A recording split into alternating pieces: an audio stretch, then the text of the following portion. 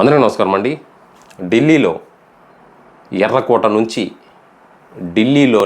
ఎర్రకోట నుంచి గల్లీలో ఉన్న స్కూల్ దాకా ప్రతి చోట మువ్వెన్నెల జెండా ఎగరవేస్తారు మన ఇండియన్స్.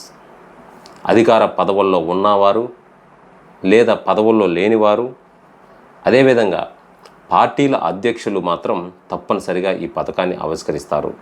కానీ వైఎస్ఆర్ కాంగ్రెస్ పార్టీ అధ్యక్షుడు మాజీ ముఖ్యమంత్రి వైఎస్ జగన్మోహన్ రెడ్డి మాత్రం దీనికి మినహాయింపుగా ఉన్నట్టు తెలుస్తుంది.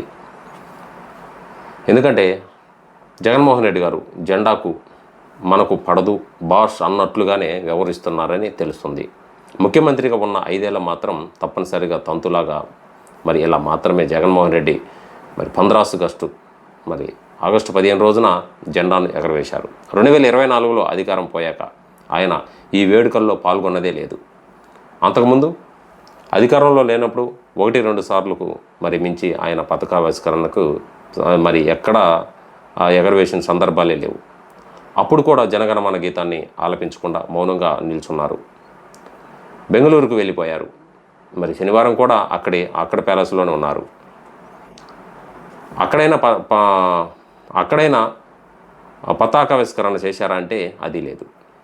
ఎక్స్లో మాత్రం శుభాకాంక్షలు సందేహాలతో సరిపెట్టుకున్నారు. తాడేపల్లిలోని జగన్మోహన్ రెడ్డి గారి పార్టీ కార్యాలయంలో జెండాను ఆవిష్కరించే బాధ్యతను పార్టీ సీనియర్ నేత బొత్స సత్యనారాయణ గారికి అప్పగించారు. వీటన్నిటి నేపథ్యంలో జగన్మోహన్ రెడ్డి గారికి జెండాకు జగన్ ఎందుకు దూరంగా ఉంటున్నారనే చర్చ మాత్రం జరుగుతుంది. ఎందుకంటే ఒకసారి తాడేపల్లిలోని జగన్మోహన్ రెడ్డి నివాసంలో జరిగిన జెండా వందనం కార్యక్రమంలో అందరూ జనగణమన పాడుతుండగా జగన్మోహన్ రెడ్డి మాత్రం మౌనంగా ఉండిపోయారు. ఈ దృశ్యాలు సోషల్ మీడియాలో పెద్ద ఎత్తున చర్చగా మారింది.